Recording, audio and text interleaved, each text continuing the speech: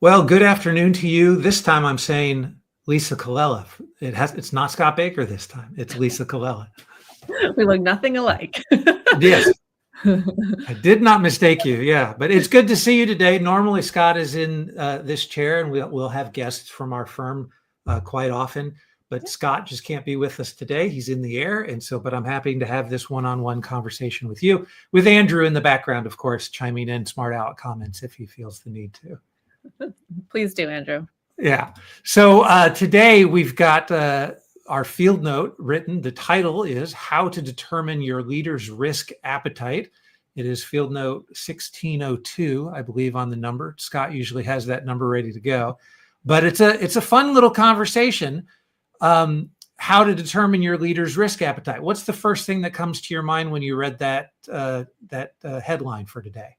Oh, my brain works in about 5 different things at once, but I'd say I always think back of, where have I experienced this dynamic, or how has it come to life for me?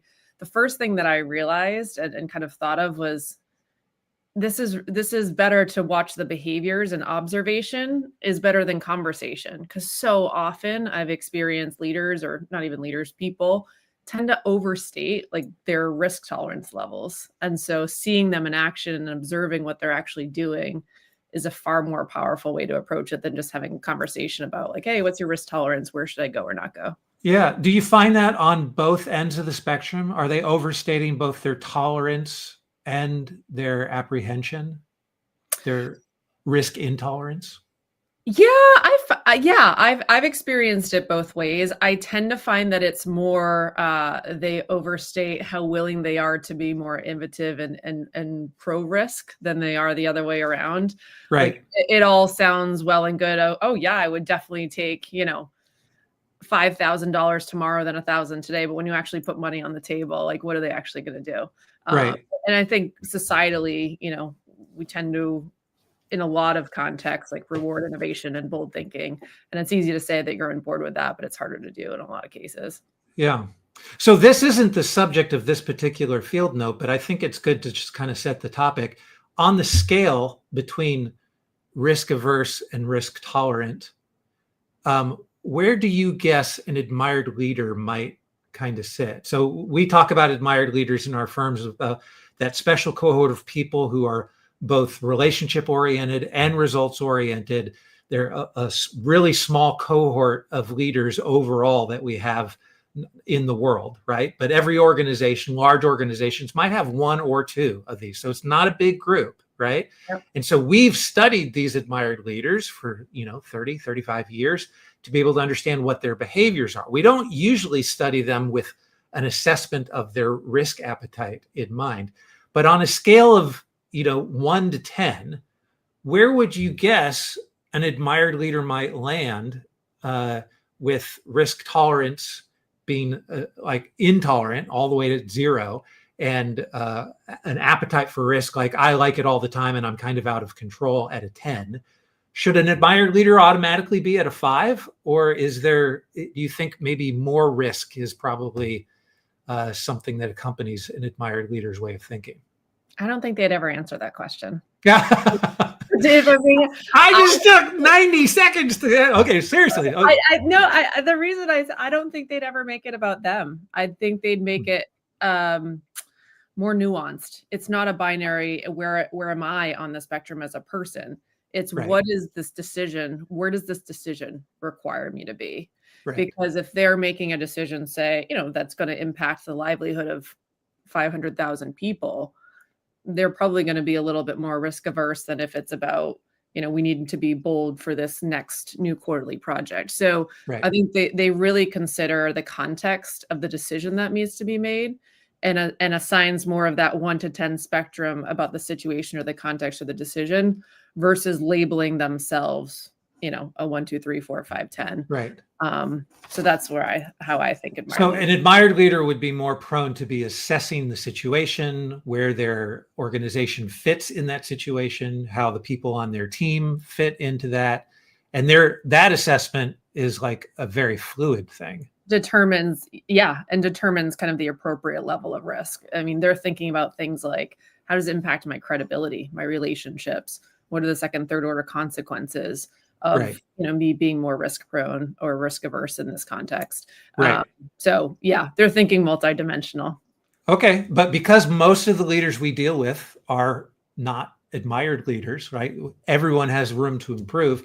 But because we're dealing with individual leaders, oftentimes who might think only about their own risk assessment, then that's where this question comes up. Like, how is it that we, and even admired leaders have people above them, right? So this is kind of a leading up conversation where how is it that we determine, our leaders' risk appetite? And so there's an assessment there. So what I did is I immediately went to Google and be like, is there an assessment quiz already out there? And so, and they're really, here, let me show you what I've got here. So I went risk tolerance assessment questionnaire, right? And as you go to Google and you look through this thing, like I got up to page 5, 6, 7, every single one was about financial planning, right? Yep. So when you're talking about it's most studied in that arena. Yep. Right. And so it's all about investment. It's all like I couldn't even get to anything past page 6. And I'll mention what was on page 6 when we finally got there. But I thought it was interesting the way that these assessments are taken, kind of ask questions in the realm of like what we have here in this field note that kind of stated out as well, right? And putting like really specific things out there. You've just finished saving for a once-in-a-lifetime vacation. 3 weeks before you plan to leave, you lose your job. Would you cancel the vacation, take a more modest vacation, go as scheduled, or extend your vacation because this might be the last chance? So these questions are questions that it feels like only financial planners are asking and answering these kinds of questions of their clients. And so if we were going to come up with an assessment tool for our leaders, we've got a great start here in what's discussed in the field note, but I do wonder if there's room for us to actually build something like this for end users in a way that doesn't really exist. Yeah, I mean, I think it's interesting because it's certainly the financial arena is where this topic has been the most studied. As I was having my own, gut, or this is how I think about it. Like people way overstate what they are. I did some, quick Claude research to see if my instincts were actually empirically backed, Yeah. And they are. So for the exact type of assessment that you just showed, a gentleman by the name of Daniel Kahneman studied this the most. He passed away last year. But what he found was that people complete those assessments, and 25 to 35% of the time, when those situations actually came to fruition, they reversed their answer. So they didn't account for the emotional, loss and kind of when the rubber meets the road, right? Or reverse based on their desire to emotionally avoid loss, which right. is 2 to 2.5 times stronger than their desire for gains, which is where they go to on those assessments. Yeah, I wonder if it's even possible to create an assessment that is accurate then, and maybe the only way to get something accurate is to have your team do this assessment on your behalf. Or to look at history. So I think that's kind of what the field note was getting at, is looking at how has this person performed or made decisions or shown, demonstrably through their decisions and actions and behaviors, their level of risk in similar contexts. Right. First thing, observe your leader, whether they move toward or away from anything new. Exactly. But I think context matters too, because to your point earlier of, where does a leader fall on this? A lot of people, when asked that question, will give a number. But the thing about risk tolerance is it's not a universal answer. Right. So many things like recency effect. Have people recently had a loss? If they're thinking about the team, they might have been risk averse in one situation, but not so much the next. So it's really looking at patterns of when similar decisions or situations have manifested, what they've shown to be true based on these 4 dimensions. I could see that difference even be manifested through different relationships. Like if I have the kind of relationship at work with my team that for whatever reason feels a lot more trusting than the ones that I have with my family, then my risk assessment is not going to be universal across all of my relationships. It's going to be really different with certain kinds of people, which is a little bit different because we have a tendency to like want to find out of these admired leaders that we study the universal behaviors that they kind of all practice. And so while we find some value in, a person's love language and a person's, how they communicate with people, what their personality assessment, where they might be on the Hogan scale, we're not focusing on that in the way that we deal with leadership development. But in this particular leading up, we are willing to usually we just have the one leader where we're trying to assess them. So doing an assessment this way is a little more valid for the kind of framework that we normally would advise people around. So, go ahead. Does this come up for you often in your coaching? Like most of who you're coaching in your experience, they have people that they're leading, but they also would probably have somebody above them. Is this a common thing for people to wonder as they're putting a proposal together, whether or not they should and how they adjust it? It's a great question. I mean, to be honest, it doesn't come up as this explicitly, although I see symptoms where this ends up being what it actually is like a diagnostic. So they might come and say things like, I'm just experiencing a lot of friction with this manager, or we're not seeing eye to eye, or I feel like I can't win. Everything I propose is getting shot down. When we look at it and dig deeper, oftentimes it's because they haven't been, had a conversation and structured the dynamic and responsibilities to be more aligned in terms of risk tolerance. Right. But it's very rarely what someone pre-identifies before coming to us is the kind of the root cause of what's happening. Right. Right. Okay. So this next one that is listed here in the field note is to observe how they seek improvement in existing processes and outcomes.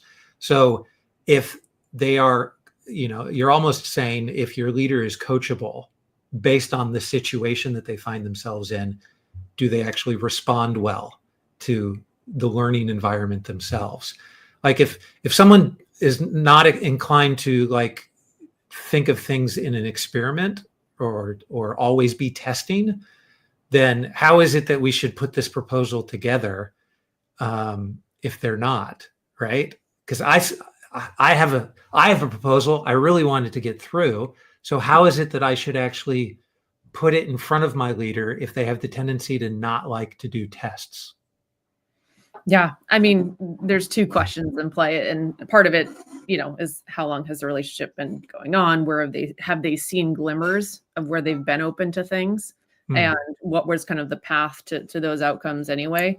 I think it's just finding those low barriers. If you're someone who, really wants to champion some new ideas, and you have a leader above you who is, we'll say, lower on the risk tolerance perspective, it's probably, like I said, not a universal thing. It's identifying where are the areas they're willing to be a little bit more flexible.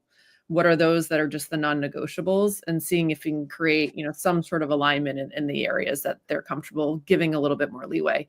But at the end of the day, if there are, risk tolerance is shaped by all sorts of factors, beginning from very early experiences from more of a family life up to professional. You're not going to change a whole operating system of a leader, nor for yourself. So it becomes a game of, if you've tried some things, had the right conversation, tried to identify those areas where there is a little bit more ground rule, it's really identifying how much am I willing to be flexible here, right? And where's the alignment match? But yeah, I think it's all just not viewing it too much in the binary, but looking for those areas of opportunity where there is shared interest in that. Right.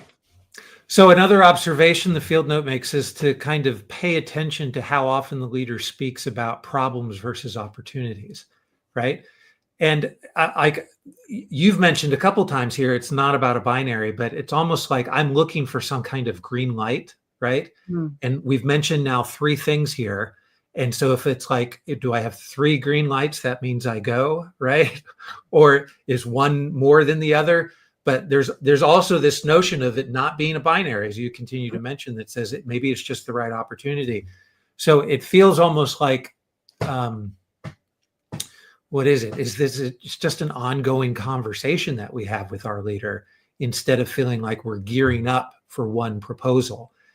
I suppose that if somebody comes to you with this question and they're like, how do I, what's probably indicative of the relationship is that they don't have many opportunities to speak throughout the week. And Mm. now you're gearing up for this one time a week where I get 10 minutes with you, or in the presence of other people, I'm going to get my 10-minute slot. And so then it just becomes this presentation where I only have to shoot my shot, in this 10-minute time frame. Maybe the recommendation for people is like, try to figure out how to get more than just 10 minutes with your leader at a time, Sure. Yeah, I do think some of the relationship principles that we coach our clients on a lot are relevant here in terms of frequency of interactions and, letting the person know that you care about their interests, not just yours, right? My communication hat goes on here. It's how are you framing your proposal? Is it about what's important to you, or is it through the lens of what's important to the leader and the outcomes that he or she has identified they need to create?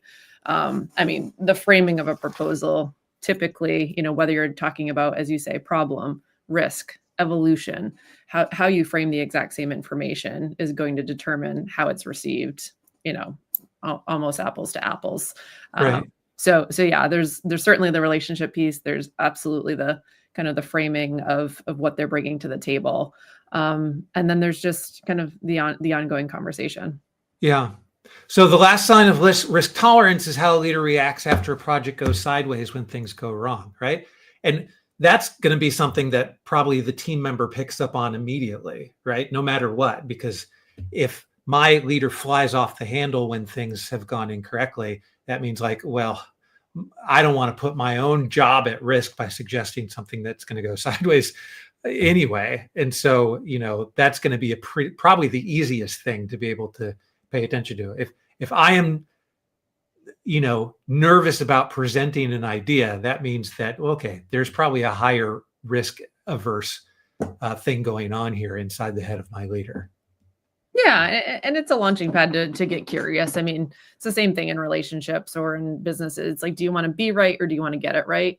And you can't really have both. And so most people are like, of course I want to get it right. It's like, well, that takes an appetite of learning and that less punitive approach and conversations to understand, like, there might be a reason why the leader in this situation is just very much risk averse. There's probably a lot of context that they're either not able or allowed to share. And so I do think if we're talking about managing up here, it's also having some degree of humility around the fact that they know things that you just don't know. Right. And of course, again, it could become a pattern and feel suffocating. And maybe you've tried to experiment in different areas and have been shut down, and then you have a different decision. But it's also an understanding that they're getting access to information I just don't have. And so in some ways, it's about trust, right? And that's where the relationship comes in, that credibility, that trust, that if they could tell me, they would, and, I need to follow. Right. Well, I'll throw it out there to the listening audience. If anyone has a great assessment tool that they found, I didn't find it in the first 6 pages of Google. By the time I got to the 7th page, I found something that leaders would give to their boards. If to kind of determine, but that would be a great exercise for a board and a CEO to do anyway, right? Mm-hmm. But if you're going to try to assess just your boss, they might be a little more hesitant if they on doing that. But it's a good thing for admired leaders to do with their teams. Oh, definitely. So, yeah. Where across my team do I have those who are more risk prone versus risk tolerant, so that, again, as those decisions come up, you can make those right matches across the board. Right. Okay. Well, thank you. Thank you for your 15 minutes here. We turned it into 18, but it was worth it. Thanks, Lisa. Of course. Bye now. Bye-bye.